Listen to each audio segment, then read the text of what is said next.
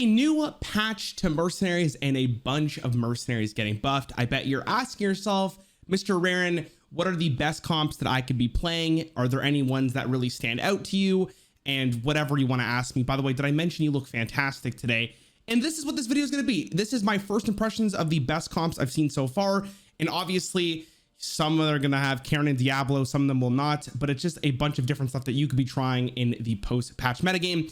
As always, expect another tier list probably soon and another best videos as we get a better grasp of what the best comps actually are.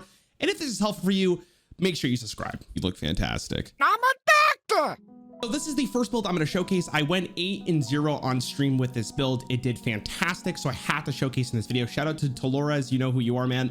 And the main idea of this comp is to use the updated, or I should say recently buffed Cornelius Rome, who now has a turn 1 taunt with hold the front. Also sometimes get a 14 health, 28 health with both mercenaries on both sides, but you don't really get it turn 1 because it's so fast. But this is a defense for your Anduin and Velen, and you could use this with Jaina, you could use this with Shadow if you want to. But the reason why this works so well is because not only is it extra healing and you use Shield of Dawn to protect yourself, but you get 2 taunts like for 2 turns, which is really good to protect your Anduin, who wants to just stack up some life using Ring of Purity. And because Cornelius does have the extra healing, Anduin is a very happy boy. And we also have Velen also in the opener to use the Holy Blast with Tome of Inspiration, which just makes you get more healing from your turn 1 ability. And then often you want to follow it up with Velen's Blessing into a Holy Nova for a big sweep and a big heal on your side. On the bench, we have Cookie. Cookie is here to make sure that Velen, Anduin, and Cornelius are all super tanky and can live as long as possible. But also, you know, Cookie is just really good with Karen and Diablo. You did not know, Karen and Diablo and Cookie are a prime synergistic comp together on their own, because Cookie's Go Fish does count to Karen's Fire Stomp, which means you do get an extra stomp in the damage rotation, which means that could be an extra 12 damage to casters, which is great. But you also get the added benefit of killing the fish most of the time, where you can get like 15 damage or heal for 25 or whatever. So Cookie obviously using appetizers. Karen, we're using the reincarnation, still the best one even after the interaction was fixed. Fantastic. And Diablo is obviously using the Black Soulstone, which also gives you extra life if someone summons a Cookie on your side or on their side. It's pretty great. Overall, this comp is fantastic, and obviously I know a lot of people are tired of Karen and Diablo, so let's showcase a different comp that I've been using that I have been absolutely loving. Next on the list is the Frost comp that I've been running in the post-patch metagame, and the main reason behind this comp again is Cornelius, who is giving you this turn 1 taunt, but on top of this, Jaina and Varden, who don't scale on health, they scale on frost damage due to Jaina's ice flow. And if Jaina can live a lot of turns, she starts ramping a lot and getting you a lot of frost damage. But on top of this, because she has ice block, they still have to kill her and then kill her again, which can lead to a lot of situations where it feels really bad to focus Jaina. But if you don't kill Jaina, Varden starts scaling quite a bit because all of their moves are frost damage. Flurry becomes much more of a threat. The cold snap becomes much more apparent, and the death blow is a lot easier to, you know, obviously get. And they fixed the bug finally for Chilling Amulet, which scales the damage with frost damage from Jaina, which means when you finally kill Varden, it does the ramped damage, not just the 8 damage to everyone. And you get a random frozen minion on the other side, which is quite good. To follow that up, obviously we still have Cookie.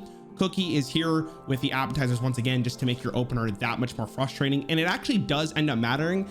There's a lot of times with Cookie where Jaina will live an extra turn and not get her ice block popped, so I love it. Then we have Tavish. Now, I'm not 100% sure if high power rounds or rigged wiring is the better one. I've been using kind of both and absolutely loving them. The benefit of rigged wiring is that if you're going against Shadow, it's really good to just stack explosive when he comes out. If you're going against like Anduin, I'd much rather have the aim shot, if I'm being honest, because it just does so much damage. But rigged wiring has been doing phenomenal. Now, you maybe ask yourself, why aren't you starting with Tavish? I've been going against too many Malfurions, and Tavish doesn't like Malfurions. So generally speaking, I don't think he's great out the rip anymore, unless you're going against a lot of Shadow. To finish off, we have Garrosh with the Tusk of Manaroth. Now, why would Garrosh be in here, you might ask? Well, Garrosh actually benefits quite a bit with the Go Fish move with Cookie, same as Diablo, because, sorry, this is a lot of words. Horde Strength gives you an extra 18 life for each character on the opposing side, and this is obviously with the equipment of the Tusks. And when you summon a fish for the opposing side, it is another character, which means Garrosh is getting another 18 life. This comp is great. Defend your Jaina, defend your Varden if possible, and just kind of ramp out of control. Let's go to the next one. Next on the list, we have the Nature Brukan Samara opener with the Diablo, Karen, and Cookie in the back end. Now, I'm not going to go through these again because they're literally the exact same thing, but I do want to talk about this opener and why it's so good and why you should feel very threatened going against it, because it's very frustrating to play against. Malfurion has Lightroot Staff, which makes sure that his next turn after the first one with Cenarian Surge, which you're almost guaranteed to play, means that he gets a 1-cost spell and Brukan gets a much lower costed spell. But on top of that, that's 12 life given to Samaro, Malfurion, and Brukan, which means it's pretty frustrating to kill any of them. And because they have the extra health from Cookie, quite literally they're Goliaths. And with Samaro getting procced off the Malfurion, or if needed, also the Muddy Footing from Brukan turn 1, you get the double strike with the Burning Blade, which just gives him more stats to hopefully kill something. But if you don't kill anything anyways, you're so fast the following turn with Malfurion and Brukan, and it does not matter. But the best part about this opener is that all three of them are kind of priority targets. Malfurion you need to kill because of the Lightroot Staff and the immense amount of speed he gives the team. Samario you need to kill because the more he double strikes, the worse he's going to be for your opponent. And Brukan, who will start scaling, gets really spooky if you just kind of leave him alone for a little bit, especially with the Lightning Rod, so that when you pull out your Karen or whatever protector you may have, or if you use Diablo, which can give you the crit strike on any target, you use that with Chain Lightning and just one-shot someone. It's very terrifying to go against this comp, and quite literally it's one of the scariest things you can be playing against. This is arguably the best comp in the game at the moment from what I've seen so far. Obviously nothing really new here with the buffs, but my God, if you were looking to climb, you should probably use this. I want to mention with the nature comp, you can also go for the shadow synergistic aspect instead of the nature, which is just the exact same bench, but you use Vol'jin with Ring of Haste, obviously, to make your shadow spells just so much faster. You have Samara once again with Burning Blade, and then you have Natalie with either the Eye of Shadow, depending if you're just looking to kill something really, really fast, like a Malfurion, or you just use the Splinter or Nordricel, whatever this, don't judge me, and you just one-shot basically any caster on the opposing side. Just a different way of playing the previous comp if you don't have the nature already ranked up. This is the last comp I'm going to showcase in this video, and if you made it this far, well, you're about to get a present, because demons are actually the real deal right now. I've gone against a lot of demons on ladder in the post-patch metagame trying things out, and I am very surprised of how well this comp is working. Now, if you're having trouble against Samaro or realistically anything, you can kind of destroy them in one turn. Now, this comp doesn't do great against Shadow, but against a Malfurion, against an Anduin, it is pretty ridiculous what you can do. And the main idea behind it is to use the True Strike Gauntlets, which says Fist of Jaraxxus always targets the lowest health enemy. And with the synergistic aspects of the buff that Jaraxxus got, Fel Infernal no longer has a cooldown, and Fist of Jaraxxus does way more damage. You can actually do quite a lot of damage with this. And what you do is spawn a Fel Infernal turn 1, and then you're going to want to play Fist of Jaraxxus turn 2 with the help of Manaroth, who is also another demon.